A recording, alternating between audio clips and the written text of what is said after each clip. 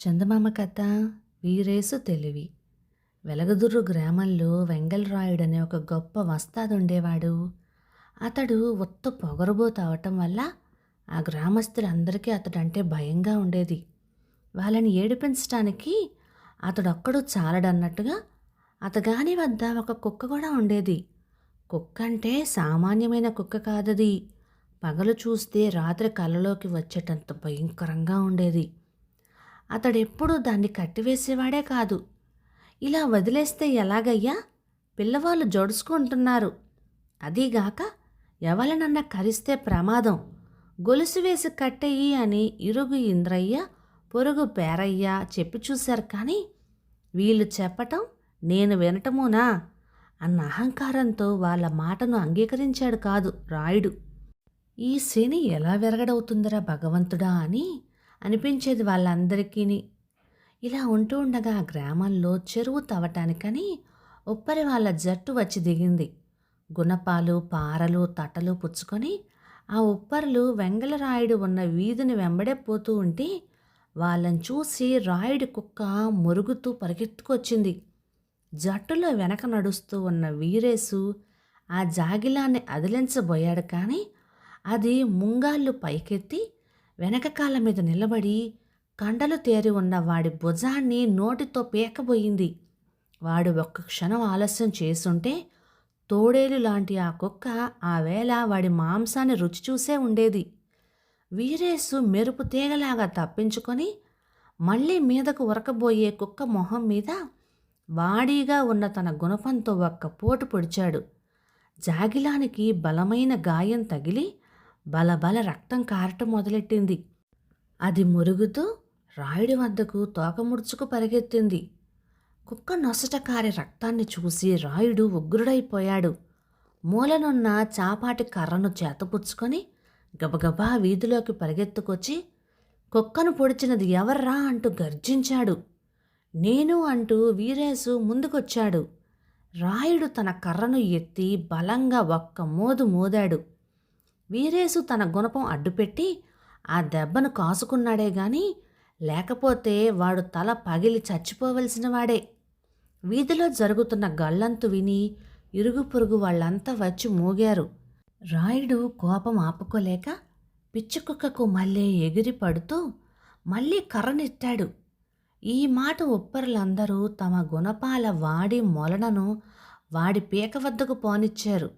వీరేసు, కర్రదింపు లేకపోతే పొడిచేస్తాం, ఆ తర్వాత మా చేతిలో పని గనక ఇక్కడే గొయ్యి తీసి నిన్ను నీ కుక్కను అందులో కప్పెట్టేసి మరీ పోతాం, కబడ్దార్ అన్నాడు. రాయుడికి జరిగిన పరాభవానికి లోపల సంతోషిస్తూ ఇంద్రయ్య పేరయ్య చోద్యం చూస్తూ నిలబడిపోయారే గాని రాయుడి పక్షాన పలికి ఉప్పర్లను అదిలించారు కారు. ఇంతలో రాయుడి పెళ్ళాం లోపల నుంచి పరిగెత్తుకొచ్చి నా మొగుడిని చంపేయకండర్రోయ్ అంటూ గోల పెట్టేసరికి ఉప్పర్లందరూ తమ గుణపాలను భుజాల మీదకు మళ్లించుకొని చెరువు తవ్వవలసిన చోటుకి చక్కపోయారు. రాయుడు ఇంట్లోకి పోయి కుక్కని గుణపంతో పొడిచాడని ఉప్పరివాడి మీద కేసు పెట్టి శిక్ష వేయిస్తానన్నాడు. జరిగిందేదో జరిగింది, మాట్లాడక ఊరుకోండి అంది రాయుడు గారి భార్య. కానీ కసితో దహించుకుపోతున్న రాయుడు తక్షణమే వెళ్ళి ఉప్పరి వీరేసు మీద ఫిర్యాదు చేసొచ్చాడు. కేసు విచారణ చేయటానికి మెజిస్ట్రేటు గారు వెలగదుర్రులోనే మకాం వేశారు. కేసు పోలీసులు అంటే ఉప్పర్లందరూ భయపడ్డారు. వీరేసు మాత్రం న్యాయం మన పక్షాన ఉందర్రా, భయం ఎందుకు అన్నాడు. ఏం న్యాయమో, శిక్ష పడితే ఖైదులోకి పోతావు అన్నారు వాళ్ళు. శిక్ష పడదర్రా, అంతగా పడితే పడనివ్వండి, ఇక్కడ తవ్వే గోతులే అక్కడే తవ్వి వాళ్ళు పెట్టే కూడు రుచి చూసి వస్తాను, బయటుండి మహా సుఖపడిపోతున్నాం గనకనా అని అన్నాడు. వాళ్ళంతా వీరేసు ధైర్యానికి మెచ్చుకున్నారు. ఊరంతా కచేరీ సావిడి వద్ద మూగేశారు. మెజిస్ట్రేట్ అన్నారు, ఏం వీరేసు, నువ్వు రాయుడు గారి కుక్క మొహం మీద గుణపంతో పొడిచి గాయపరిచావుట, నిజమా కాదా అని అడిగారు. నిజమేనండి బాబయ్య అని ఒప్పుకున్నాడు వీరేసు. అయితే నోరు లేని జంతువుని ఇలా ఎందుకు పొడిచావు? రాయుడు గారు ఈ జాగిలాన్ని 100 రూపాయలిచ్చి కొన్నారుట, రోజు 2 సేర్ల మాంసం, సేరు పాలు పోసి ఎంతో మక్కువగా పెంచుకుంటున్నారట. అలాంటి కుక్కని నీవు నిష్కారణంగా పొడిచి చచ్చేటంత గాయం చేశావు అన్నారు. అందుకు వీరేసు, ప్రభువుల వారు చిత్తగించాలి.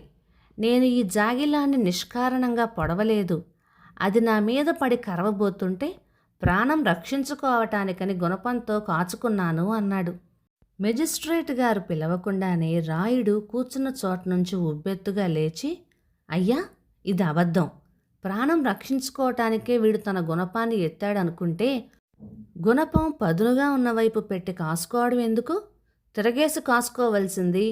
అప్పుడు ఆ భాగం నా కుక్కకి తగిలినా గాయం పడకపోయి ఉండును అన్నాడు. ఆ మాట విని వీరేసు నవ్వుతూ, ప్రభు, వీరి జాగిలం నన్ను నోటితో కరవటానికి వచ్చింది గాని తోకతో కరవడానికి రాలేదు. అది నోటితో కాకుండా తోకతో కరగడానికి వస్తే నేను కూడా నా గుణపాన్ని తిరగేసి కాచుకొని ఉందును అన్నాడు. వీరేసు సమాధానం వినేటప్పటికీ మెజిస్ట్రేట్ గారికి పక్కున నవ్వొచ్చింది. ఆయన నవ్వటంతోనే కచేరీలో హాజరైన వాళ్ళంతా విరగబడి నవ్వటం మొదలెట్టారు. ఒక్క నవ్వని వాడల్లా రాయుడే. మెజిస్ట్రేట్ గారు వీరేసు తెలివికి మెచ్చుకొని, రాయుడు, నువ్వు చెప్పేదేమీ సబబుగా లేదు. ఆపద సమయంలో గుణపాన్ని తిరగేసి కాసుకోవాలా, ఆ మట్టునే కాసుకోవాలా అని ఎవరూ ఆలోచిస్తూ కూర్చోరు. అలా ఆలోచిస్తూ ఉంటే నీ జాగిలం వీరేసు మీద పడి పీకేసే ఉండేది. ఇకనైనా నీ కుక్కని వదిలేయక గట్టి గొలుసులతో కట్టేసి ఉంచు అని శాసించారు. వీరేసు, నిన్ను వదిలేస్తున్నాం, ఇక నువ్వు వెళ్ళొచ్చు అన్నారు. సంతోషంతో వీరేసు, మొహం ముడుచుకొని రాయుడు ఇద్దరూ కచేరీ విడిచి వెళ్ళిపోయారు. వీరేసుకు పడతాయనుకున్న సంకెళ్ళు జాగిలానికి పడటంతోనే ఇంద్రయ్య, పేరయ్య నాటితో తమకు శని విరగడైందని సంతోషించారు. కథ సమాప్తం. ఇక ఈ కథ 1950 అక్టోబర్ నెల చందమామలో వచ్చింది. రచన డి చంద్రకాంతమ్మ గారు, కాకినాడ నుంచి. ఇక ఈ కథ మీకు నచ్చినట్లయితే లైక్ చేయండి, షేర్ చేయండి. ఇలాంటి మంచి తెలుగు కథల కోసం మన ఛానల్ని సబ్స్క్రైబ్ చేయండి. Thank you.